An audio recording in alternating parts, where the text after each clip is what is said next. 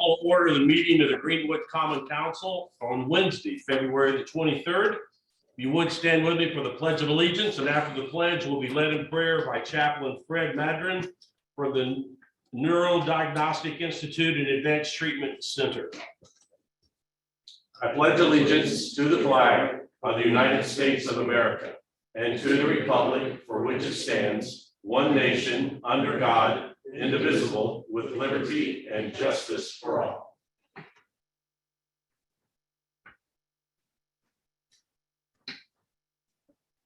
Let us pray. Lord God, as we gather together this evening to conduct some key affairs of the community, may your presence be with us. May you guide and direct what is said, the discussions, decisions made. May there be fairness and justice.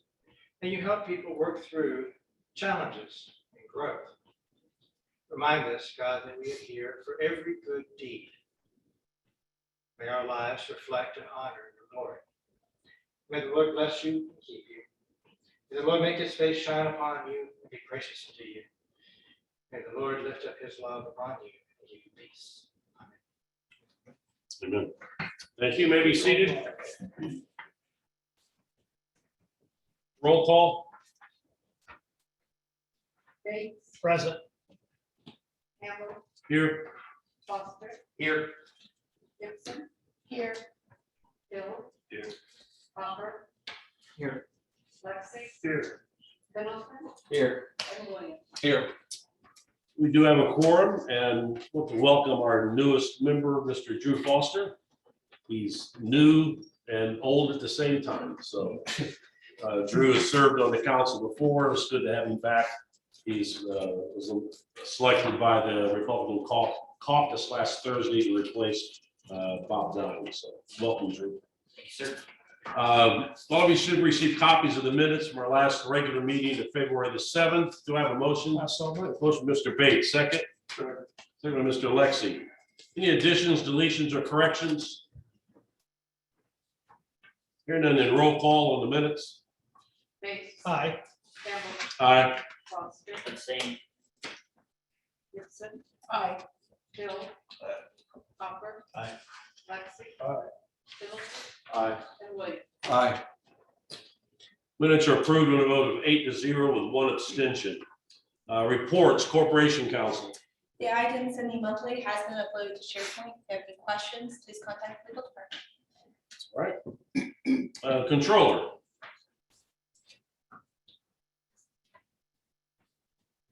Good evening. One item this evening, the state statute allows us annually to look at any checks that have been issued that are more than 2 years old and subsequently void and return those checks back into the fund for which they were written. This does not preclude the person the check was written to coming back and asking us to reissue it, but it does allow us to remove that from the books and expectation of it going out the door. So we did provide a list of those checks that meet that requirement for being 2 years or more older for your approval. I would make that motion to do so. Here we have a motion by Mr. Bates. Do I have a second? Second by Mr. Lexi. Any discussion or questions from the council? All right, all in favor of the motion, say aye. Aye. All opposed, say nay. Passes unanimously. Thank you. Any other committee or board reports? The plan commission did not meet this last regular schedule. Okay. All right. If nothing else, then moving on to public comments. This is an opportunity that we set aside for members of the public to address the council concerning items that are on the agenda. So if you're here tonight and would like to speak to the council, step to the podium, state your name and address for the record. However, before we start that, we have a couple of things tonight, presentations just for everybody's benefit. The council and the mayor's office give money to a couple different organizations. And as part of that, the council asked they come to the council and explain what they've done, what they're doing. And I don't see Andrea. Andrea's Oh, on okay, Andrea. Andrea Sutherland is online and she's with the social. So Andrea, we'll turn it over to you. Hello, everyone. Good evening, council. How are you? You should have in front of you a sheet of our 2021 annual year in review. So the Social of Greenwood celebrated 42 years of operation last year. We saw an increase of 6% in our revenue over budget. Welcomed 109 new members, which takes us to 1,200 members. 22 boxers have joined our Rock Steady boxing program, taking that number to about 180 boxers for Rock Steady boxing. So that is to fight back against Parkinson's disease. In conjunction with that, we established a Parkinson's support group that meets twice a month, that is facilitated by a volunteer occupational therapist. We currently have over 20 programs that focus on health and wellness, social and mental well-being for seniors in our community. Last year, we received a grant from the United Way of Johnson County that it became very clear to us after the pandemic and during the pandemic, I should say, that the demographic we serve was struggling heavily with technology, and we wanted to be able to combat that with them. So we developed a comprehensive education program that we called Tech Connect that was wildly popular with our seniors that will now carry over and become a regular program. And our food pantry served over 6,000 individuals battling food insecurity within our community. And as you can see, our community is very supportive of our food pantry, and we worked with a couple of different entities that did food drives for us, volunteered for us. So that was, of course, wonderful to see. Looking into 2022, we've got about 5 fundraisers scheduled, which is a very positive thing. Over the last 2 years, we've had to cancel quite a few of our fundraisers. We've got our 3 purse bingos that we always do and sell out, and is a fun time for everyone. Our 23rd annual Senior Expo that we hold at the Greenwood Community Center, and our annual Holiday Craft and Gift Show that happens at the Greenwood High School. Just to go into a few of our goals that we're looking forward to this year, we're going to conduct a survey with our members to collaborate on expanding our program. We look to hire a part-time coordinator. Right now we have 1 staff here at the center, a part-time remote staff, so we need some additional part-time help here at our facility. We look to recruit new board members. We are also raising money or seeking grants to demo and reconstruct our north side deck and ramp as it is deteriorating. And then again, of course, I think I've talked with you guys about this before, but continued focus of our parking lot expansion on the west side of our building. Our parking lot is not ideal for the amount of members that we have, so we look forward to getting that done within the next year or so. I wanted to thank you all for your continued support of the Social of Greenwood and our mission. It is critical in allowing us to continue to serve seniors in our community, and we definitely couldn't do it without you. So thank you. Thank you, Ms. Sutherland. I think most of us on the council know, but Ms. Gibson is our council appointee to the social board. And each year, as I said, we have a contract. We give, the city gives them money and to help them in their mission and what they accomplish. And I think they do a great job. We do need to vote on the contract, and most of you should receive copies of the contract. The money, the total amount is $40,000, 20 of which comes from the mayor's office and 20 from the council. So I would entertain a motion to approve the contract and authorize me as council president to sign on behalf of the council. So moved. Motion by Mr. Bates. Do I have a second? Second. Second by Mr. Lexi. Is that right? Mr. Foster. I have to get used to your voice. So. Any discussion? All right, all in favor say aye. Aye. All opposed? All right, it passes unanimously. Mr. President, also Drew Foster is also on the board position Oh, okay, and has been for several years. all right, good. All right, next we have the Greenwood Community Band and Mr. Steve Ruskowski. Hope I pronounced your name correctly. Yep, that on.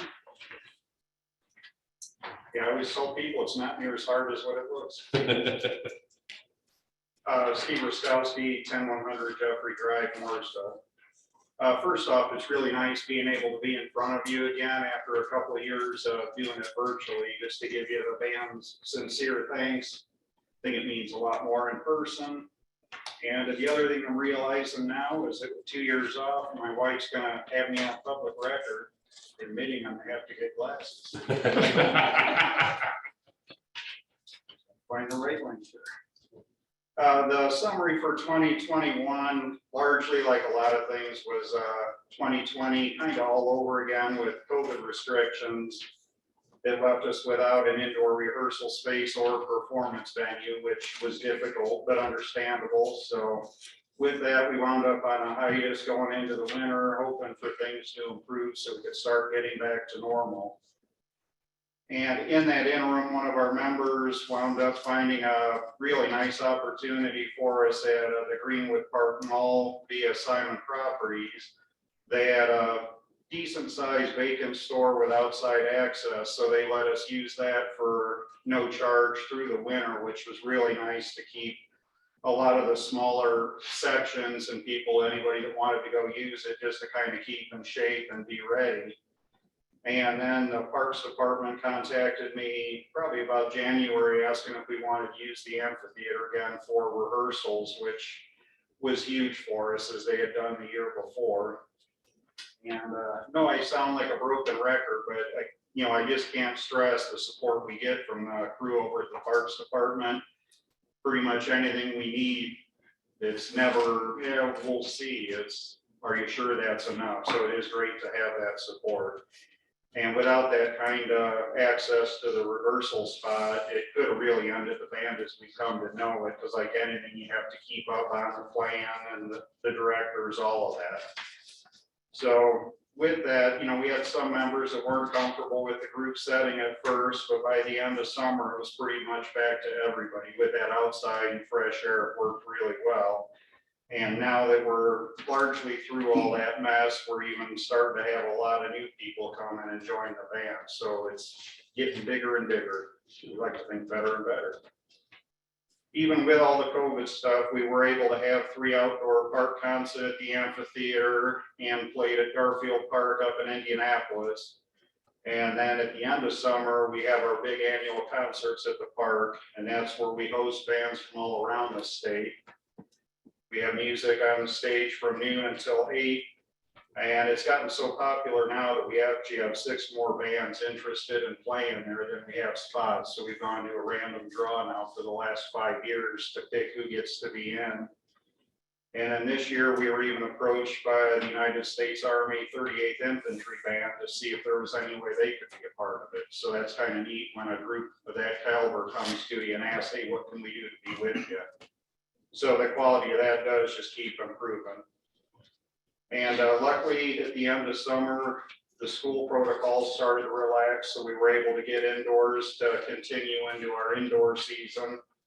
And with that, do the Halloween and Christmas concerts, and those we try to make a lot more than just a concert, but an event or even a production. And I think Mayor Myers will agree that I think we're hitting it out of the park on that. They're very well attended, and a lot of people like them.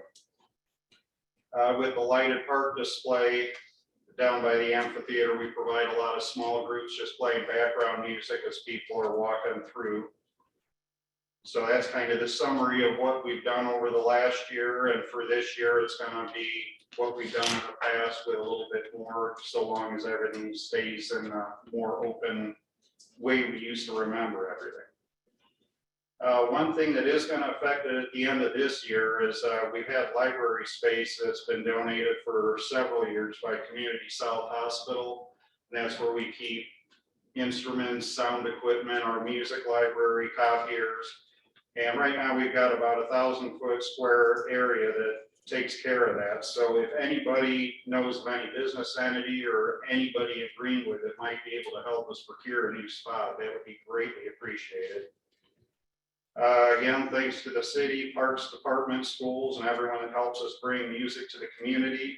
And we're so glad to have things starting to return to normal. Does anyone have any questions? Any questions? All right, thank you very much. The contract is probably seen, the total contribution is $5,000. Again, half of that from the mayor's office, half of that from the council. And again, I would entertain a motion to approve the contract and authorize me to sign it on your behalf. Motion by Ms. Gibson, second. Second by Mr. Hopper. Any questions? All right, all in favor, say aye. Aye. All opposed? All right, thank you very much. Passes unanimously. I have the whole band. Thank you very much. Thank you. All right, if you're here in the audience or online and wish to speak to the council concerning any item on the agenda tonight, please step to the podium, state your name and address for the record, or if you're online, speak up.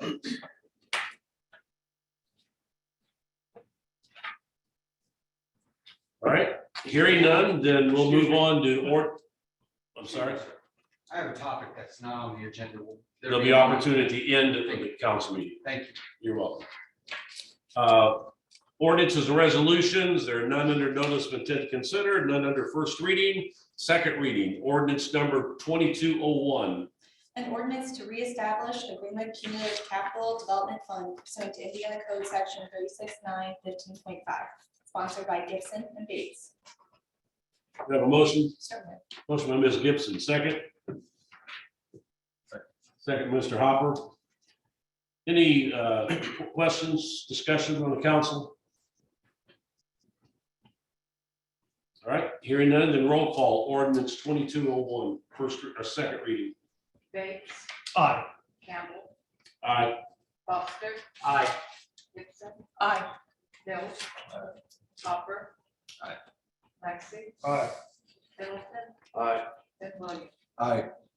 Ordinance 2201 passes second reading 9-0. Resolution 2201. A resolution of the Greenwood Common Council to adopt a written fiscal plan for the annexation of approximately 67.2 acres located south of County Line Road along Combs Road, referencing annexation ordinance number 2202, sponsored by Hopper. Do I have a motion?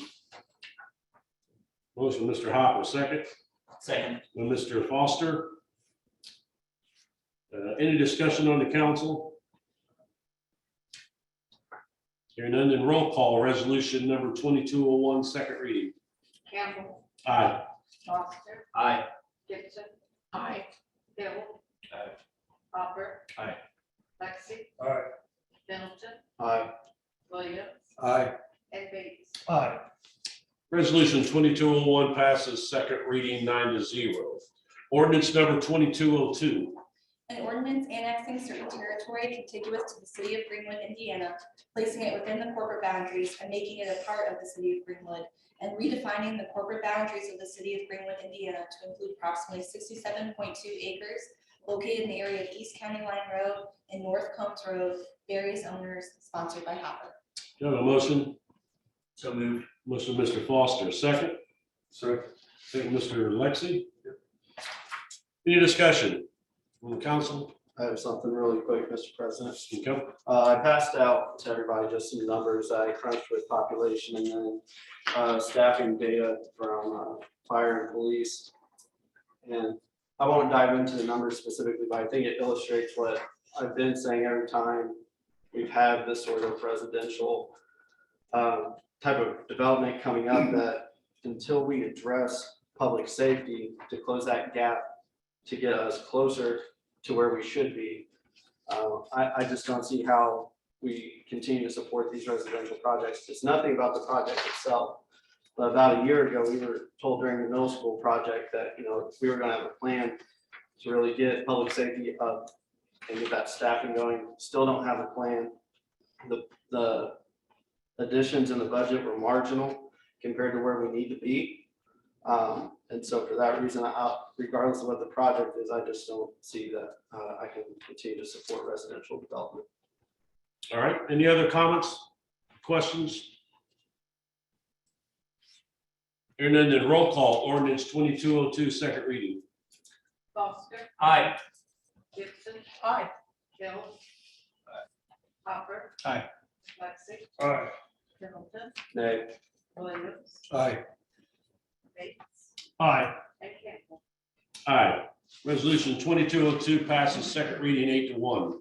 I'm sorry, ordinance 2202 passes second reading 8-1. Ordinance 2203.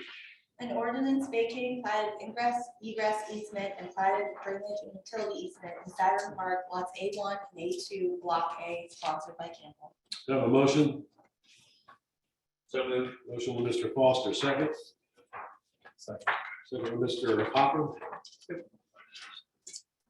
Any discussion on the council, ordinance 2203? Hearing none, in roll call, ordinance 2203, second reading. Aye. Hill. Aye. Hopper. Aye. Lexi, Aye. Pendleton, Aye. Williams, Aye. Bates, Aye. Campbell, Aye. and Foster. Aye. Ordinance 2203 passes second reading 9-0. Resolution 2202. A resolution declaring certain personal property, machinery and equipment for tax abatement. Sarnova HC LLC, sponsored by Campbell and Hopper. Do I have a motion? So moved. Motion by Ms. Gibson, second. Second. Second by Mr. Foster. Any discussion on the council? Hearing none, then roll call, resolution 2202, second reading. Hill. Aye. Hopper. Aye. Lexi. Aye. Pendleton, Aye. Williams, Aye. Bates, Aye. Campbell, Aye. Foster, Aye. and Gibson. Aye. Resolution 2202 passes second reading 9-0.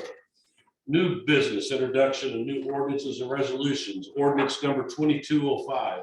An ordinance providing for additional appropriations from the American Rescue Plan Coronavirus Global Fiscal Recovery Fund to budget classifications 431, $73,660, and 445, $9,730 for fire department portable respirator fit tester and public safety radio coverage improvement system for the police department, sponsored by Bates and Gibson.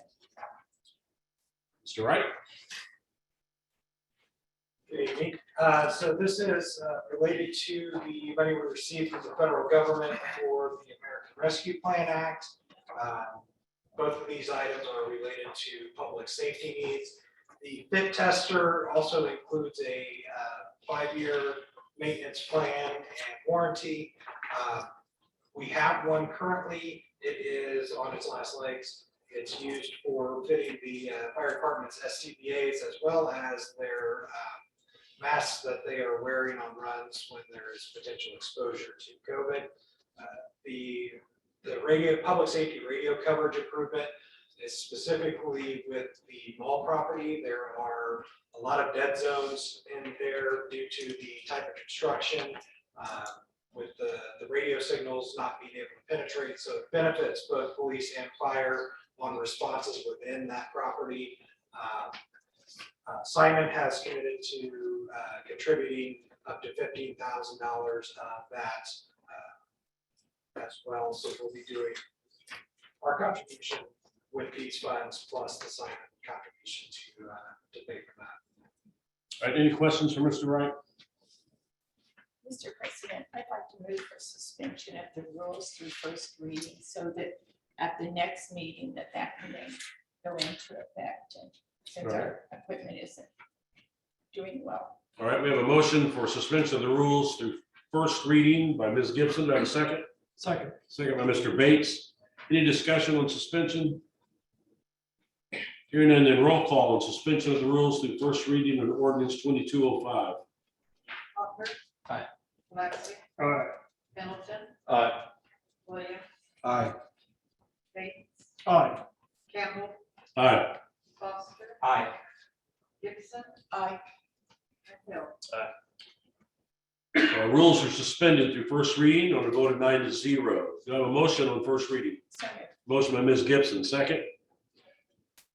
Second. Second by Mr. Foster. Any discussion? Hearing none, then roll call. Ordinance 2205, first reading. Lexi. Aye. Middleton. Aye. Williams. Aye. Bates. Aye. Campbell. Aye. Foster. Aye. Gibson. Aye. Hill. Aye. And Hopper. Ordinance 2205 passes first reading 9-0. Resolution 2204. A resolution approving an interlocal agreement between the city of Greenwood and Pleasant Township, Johnson County regarding fire protection, sponsored by Gibson. Chief Hagen, welcome. Good evening. Well, it's my annual trip back to council to talk about the interlocal agreement with unincorporated areas there, in Pleasant Township, that we provide fire protection to.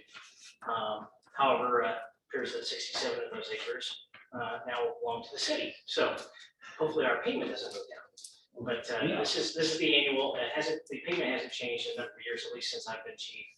Since 2016, it's $12,000 a year for that service. All right, any questions for the chief? All right, thank you very much. Thank you. All right, other miscellaneous business. If you're here tonight and wish to address the council concerning items that are not on the agenda, now is your opportunity. Please step forward to the podium, state your name and address for the record, and there's a 5-minute time. Hi, good evening. My name is Gary Mears. My address is 2314 Blossom Drive in Greenwood.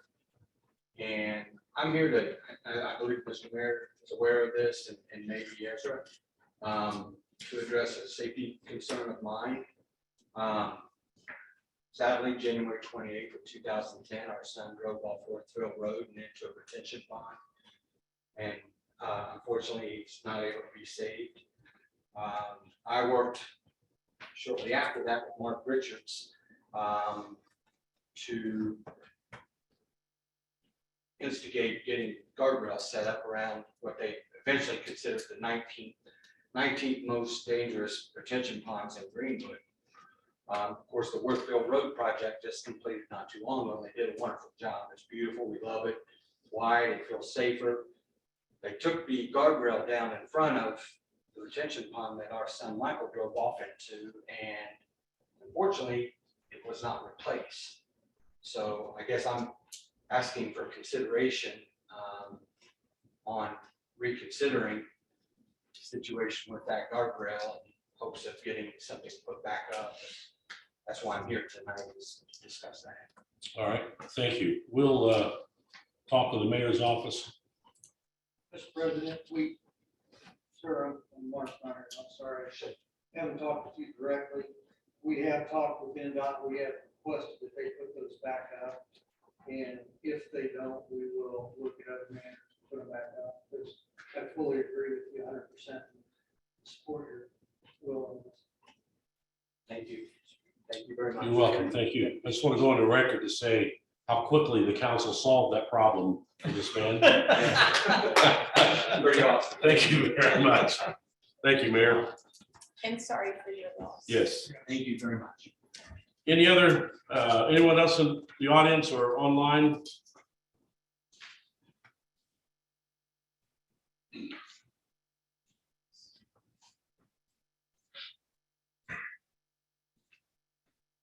Good evening, Terry McLaughlin.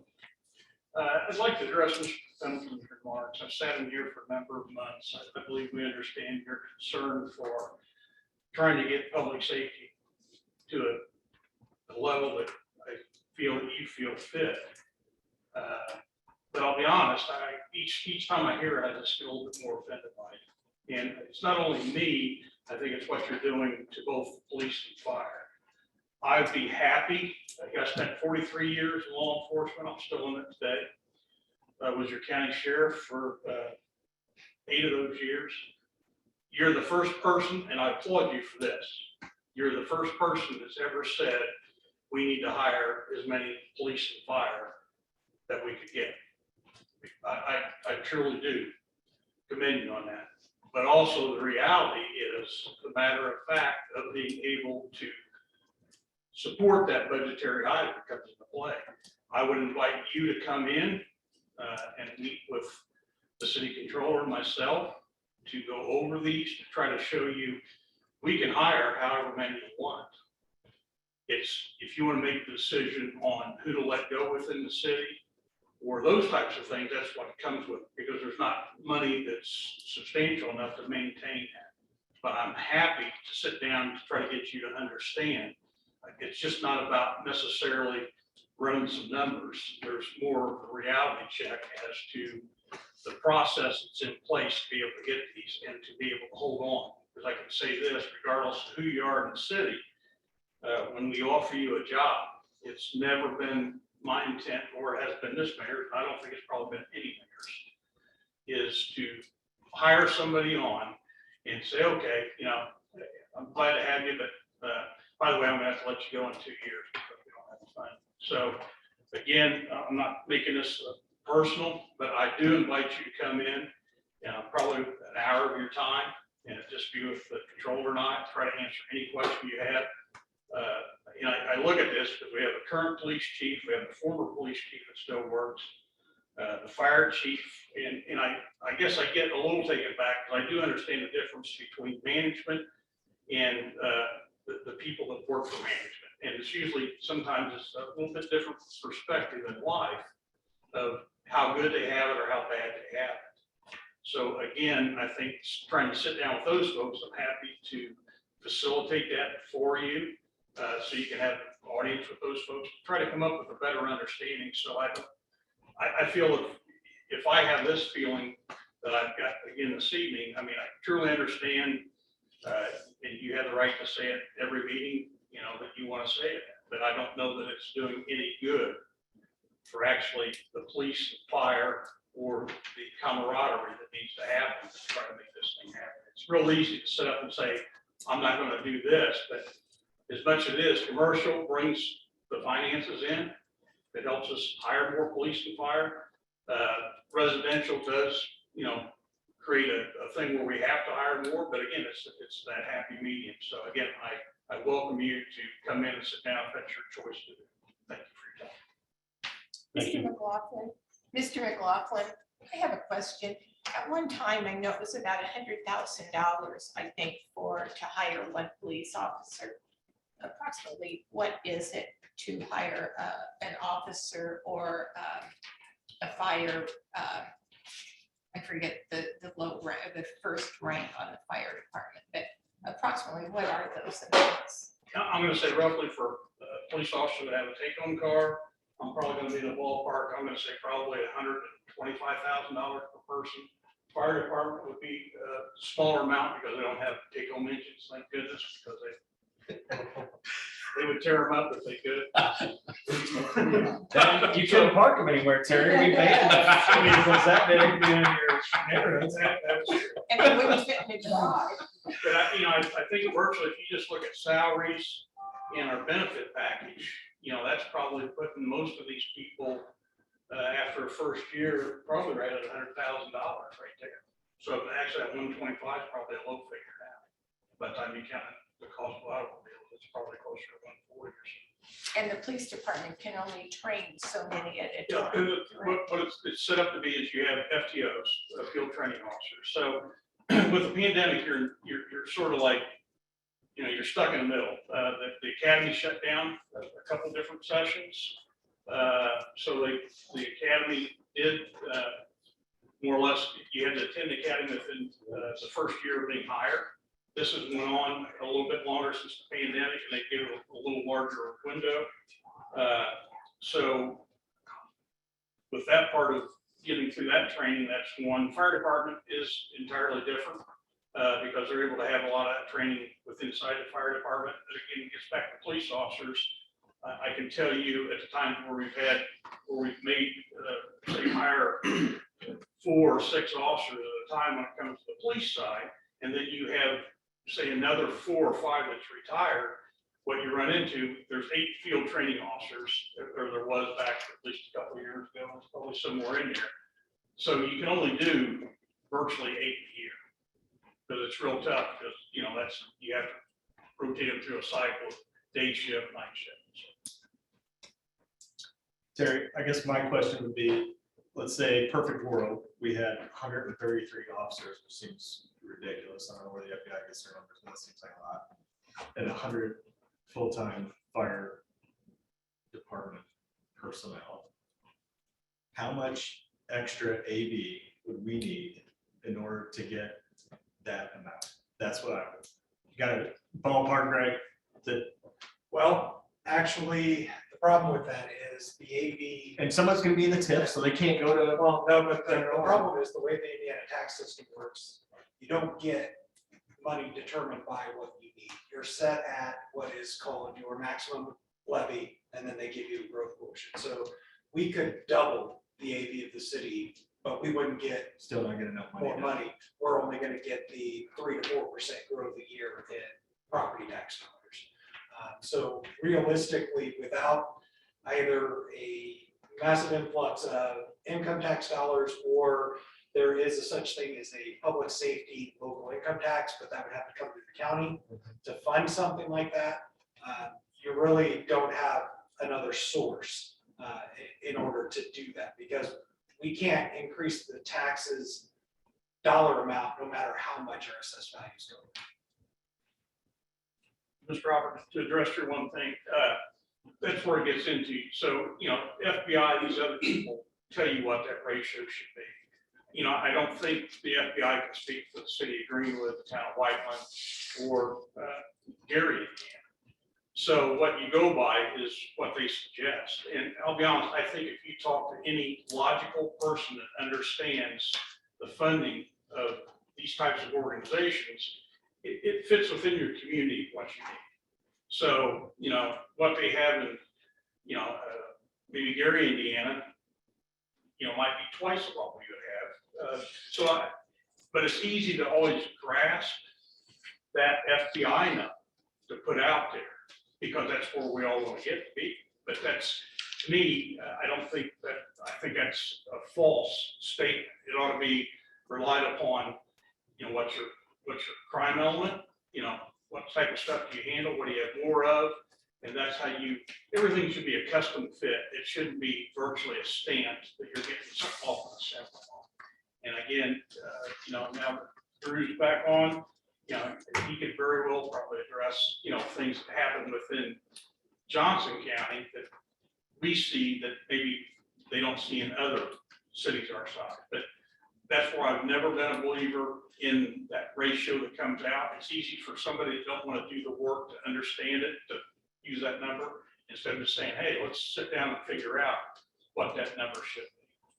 And honestly, when I look at this chart, I see an administration and a council has put a lot of money in police and fires over the last 12 years.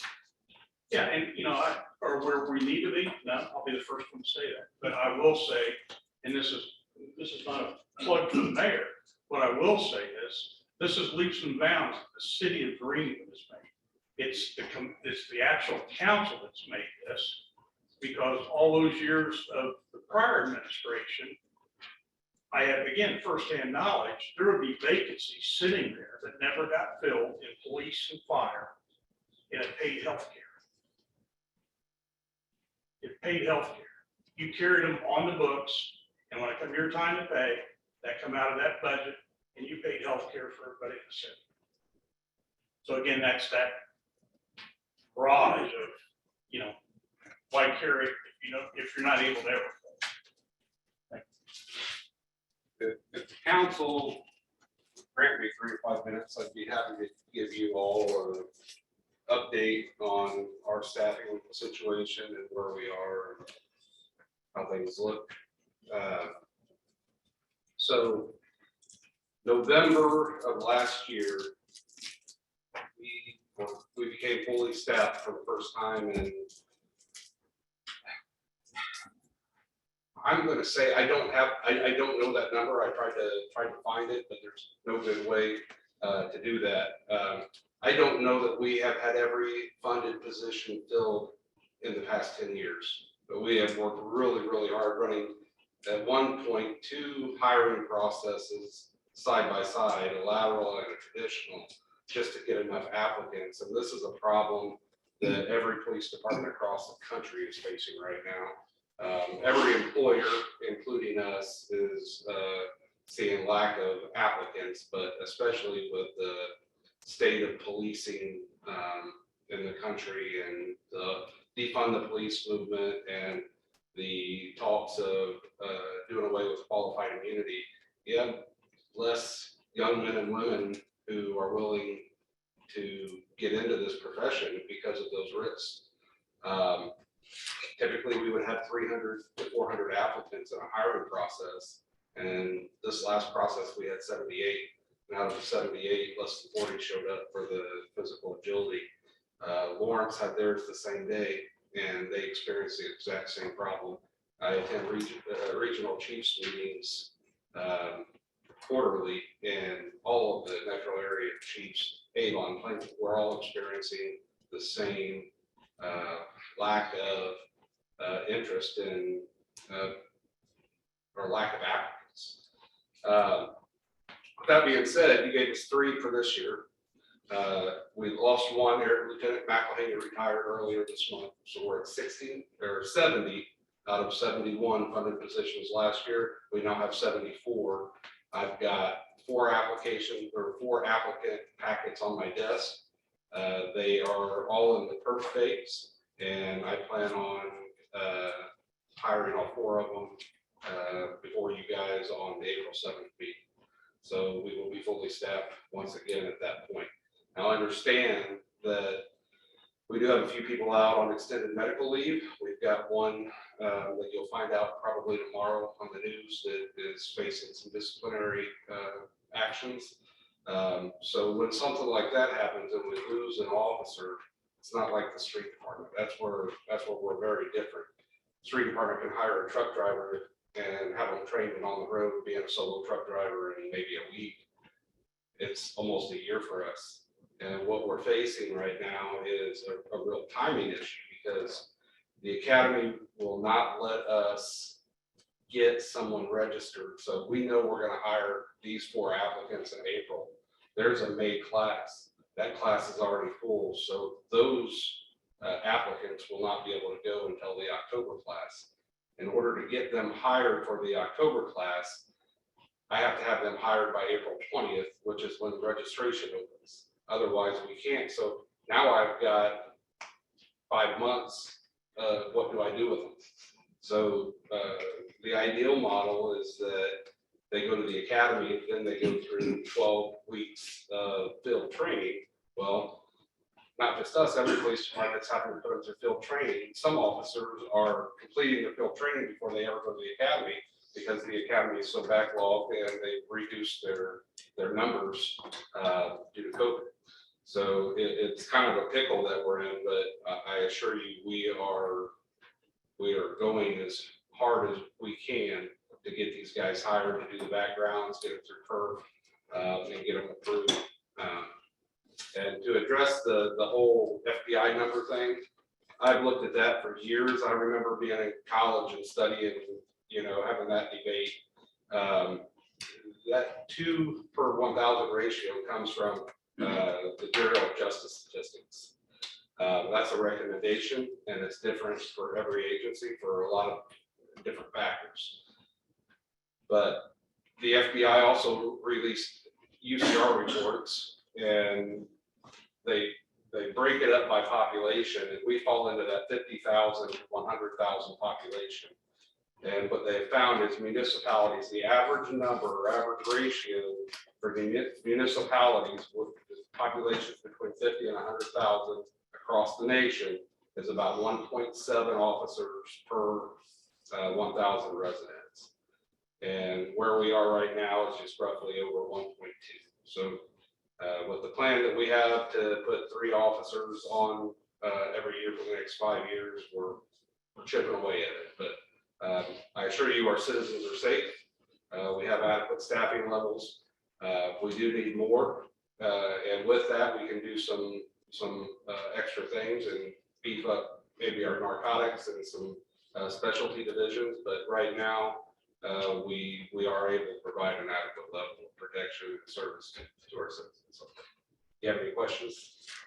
Any questions? I just commend you on the job you've done filling vacancies, especially since I've known, this is my observation from Greenwood and the other cities of, you hire someone, that doesn't mean they're gonna stick with it, just, I've seen, not from anything your department did, is guys realize this isn't for them, they quit midway through the academy or after they graduated, they had to go, and then the guys on the road are just left with that vacancy with somebody they thought was gonna come help them, but then they have nothing, and you just can't hire somebody and put them on the street.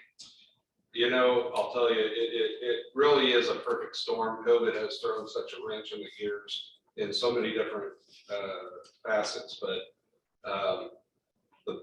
one of the primary frustrations for me was the same if you ask Chief Lau, who's standing out there. Because of the process that we have to go through to hire officers, and how long that process takes, and then once you get them hired, how long it is before you get them trained to where they're any good to you. By then you lose one or two. And it's taken one step forward and two steps back, but that's the name of this game. And we just adapt and overcome. That's all we can do. Chief, would you express the appreciation of the council, not only to all of your officers, but families when they're gathered, at how much we appreciate them doing what they do for us and the families? Yeah, I will, but I will tell you, I've had this discussion with other chiefs in the area, and there are many who are envious, and officers from other agencies who are envious of Greenwood police employees, because we have a council, elected officials that back us, a mayor that understands, was a police officer, a deputy mayor that was a sheriff, a prosecutor who backs us. We really are lucky in that area, and our guys know it. And not only do our guys know it, but other agencies see it. Thank you very much, Chief. And if I may, I'd like to add one more comment. When my husband first came on the council in 1980, I believe we were a full volunteer fire department. And I can't remember the year, but it was a big step for us as a city to hire. And I think we hired 9 full-time firefighters, and that was to have 1 in each of the firehouses for each shift. So when I look at this, we really have come a long way, and we've made a major investment. That doesn't mean that we don't want to have more, but at the same time, we've done extremely well. I thought I could make one last comment. Yes. I end up my comment if I could, as I was listening to our thoughts down. And what I would say here is I appreciate all the dialogue that has come forth tonight in this meeting. On record, and I think I've been on record in the past, my support, as I've said here, I've always been a proponent of fire and police protection, since I believe that is the primary role of local government. And I will, to the best of my ability, continue to support fire and police protection however I can. So I want you to know. Thank you. Thank you, Mr. Bates. Anyone else? All right, thank you, Chief. Anyone else in the audience wishing to address the council concerning items not on the agenda? All right, seeing none, moving on, miscellaneous business from the council. I do have one item. I'm very glad that Mr. Foster is on the council. However, he was our appointee to the Board of Zoning Appeals. And so we will need to find another appointee. Won't do that tonight, but I would like to do that by our next meeting. So if you all know of someone, have a suggestion, if you could let me know, and we'll try to have someone, a name here for you to let you know ahead of time who it is, but a name that we could vote on at our next council meeting. So that's one position we'll need to fill. All right, anything else from the council? Conflicts of interest. Linda Gibson, Common Council Member, owner of Custom Plaques, which provides preparation and mounting of plaques, certificates, and other awards for the city of Greenwood. Melissa Weathers, Police Department Records Clerk for her spouse, Linda Weathers, for any interest she may have in his earnings as a stormwater management supervisor with the Stormwater Department. Randall Weathers, Stormwater Management Supervisor, for his spouse, Melissa Weathers, for any interest he may have in her earnings as a records clerk with the police department. Rex Saltzgaber, Police Department Detective, for his spouse, Maureen Saltzgaber, for any interest he may have in her earnings as a records clerk with the police department. Robert Stetcher,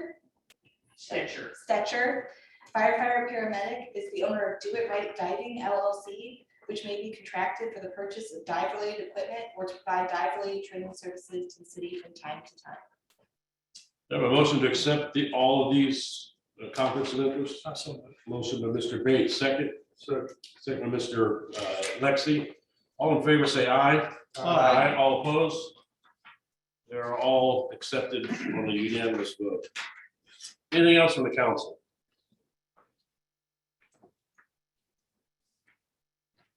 All right, other miscellaneous business, Corporation Council, Nothing further. Controller, Nothing further. Mr. Mayor. Yes. Thank you, Mr. President, councilors.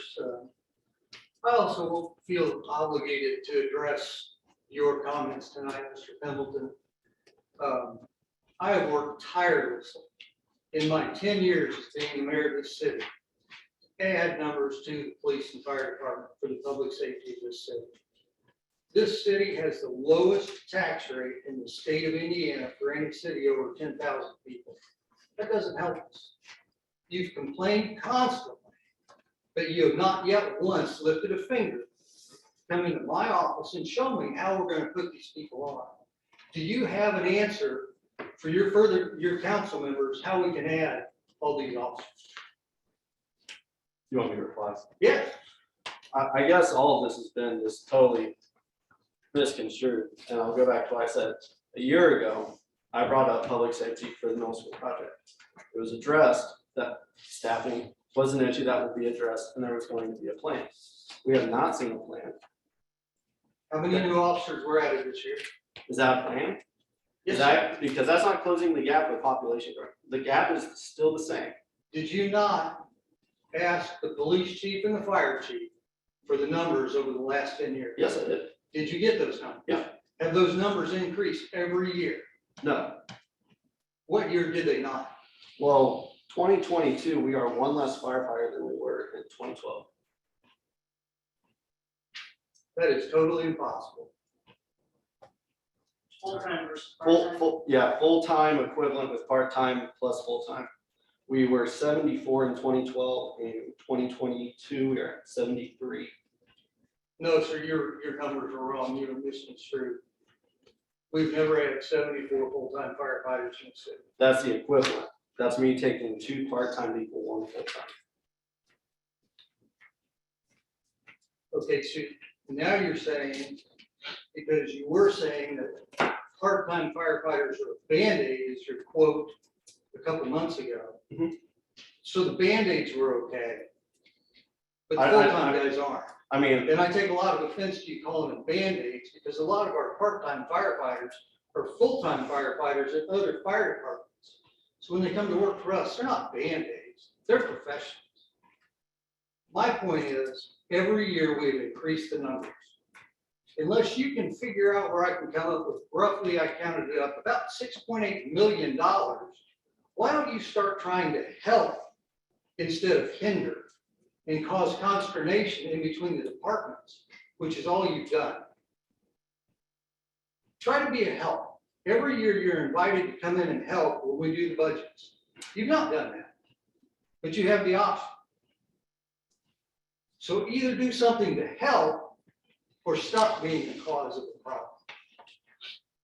so I'll just interject that what I said was a part-time firefighter is a Band-Aid to the issue that we have not enough full-time firefighters. I did not call And you have people not once Band-Aids. tried to help find how we're gonna fund these people. I guess you gotta be.